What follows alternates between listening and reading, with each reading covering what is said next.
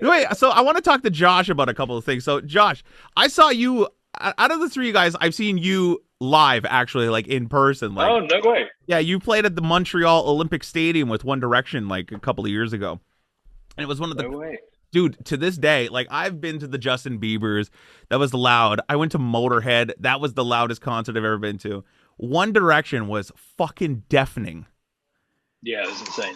It was, dude, it was insanity. It was like, And it was nothing to do with us on stage. It was all to do with the 85,000 people in the crowd that just screamed. yeah, dude, the crowd was just insanity. It's like, does that affect your performance on stage though? Like, I mean, you guys are running in ears and everything, but it's like, does any of that distract you ever? No, I mean it would distract. Calling. Hold on. Somebody's trying to call me. Fuck off. Yeah, Tell go. your mom to call her. Yeah. No, it just meant I couldn't have certain mics on in my ears, so I couldn't have any of their vocal mics on, just purely down to the delay in the screens, and then I couldn't have my overheads on my drums up very loud, otherwise it would just pick up all the ambient noise. But apart from that, no, we play in places like Japan, and you finish a song and it would be that deafening scream, and then it's silent, and then they just sit there really patiently and just listen to what you're saying. So like that was the time when I was like, oh, this is strange. I'm not used to this. But then, you go to South America and it's like, you couldn't even hear yourself talk or I couldn't even hear myself drumming, and I had that cranked like hell in my ears. So no, it's cool. It just boosts you, man. When you see that many people going hysterically nuts, it just makes you want to give it 110% more than the 110 you already give. So it was good. Yeah. How did you get that gig in the first place? Was it like an open audition kind of thing, and you just kind of showed up with, got sticks will travel, or?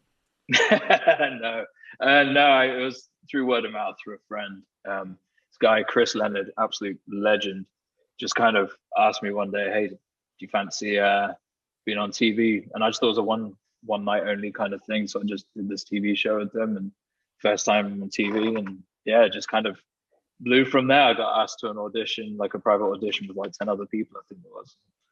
Nice. Yeah, and then kind of blew up, went crazy, and yeah. Still, it's like a whirlwind, man. Did I either? Back, I was like, oh, this is crazy. Did either of you guys ever get to see Josh like in the stadiums with One Direction, or? No. I met Josh after the fact. Mm. Yeah, probably a couple years after, right?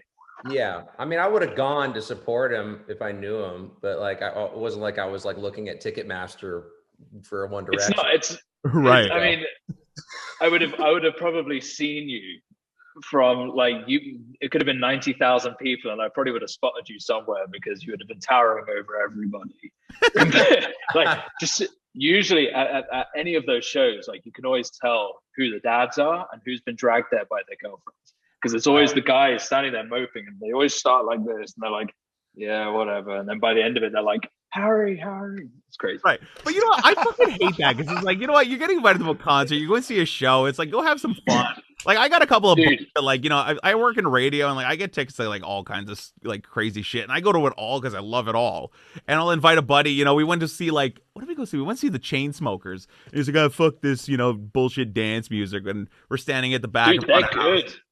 Dude, so we go, and it was like the best Kiss concert I'd ever been to. It was like, the pyro and the drummer was insane. Like, it was fucking awesome. Yeah, he's brilliant. Dude, I mean, there's some weird people, man, that go to these things. I remember seeing a guy had his iPhone headphones, and this is back when they had wires. And he was front row, and it must have been a theater show, like 2,000 people. And he's just standing there on his phone. His girlfriend's next to him going nuts. Front row. And I remember one of the boys stopped the show and just said, hey, man. Oh, sorry, I had a phone call. He just said, oh, hey, man, what are you listening to? And the guy was like, oh, we lost him. Josh Devine left. That was such a great exit. That was it was always perfectly on time. Oh, hilarious. Hey, Josh, a couple more One Direction questions before I go, because it's super fascinating to me. So, you read stories about Motley Crue back in the day and Bon Jovi, chicks, booze and blow backstage, all kinds of good time. What was the vibe backstage like at those gigs? Like, was it like a business, like, was it a business thing or was it like a cool, fun time to be there?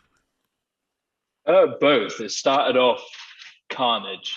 Like it started off as crazy as you'd imagine. And then the bigger it got, the more bodies get involved, the more space and separation there is between everything and everyone. And yeah, it became more of a backstage was, more of a business. But I mean, it's how you would imagine, but it's never how you imagine. Like it's, everyone thinks, oh, it's all this and that. It's never like that, but it's fun. It was good.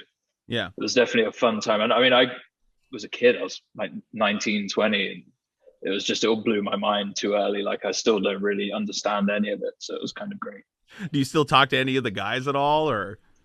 Very seldomly. Every so often there's just, everyone's very busy kicking ass and doing their own thing. So yeah, all power to it, man. With the whole hiatus thing and everything, it's like, as a a touring, like an employee at that point, does it come as a shock to you? Like, okay, guys, tour's over. That's it. We're not going back out.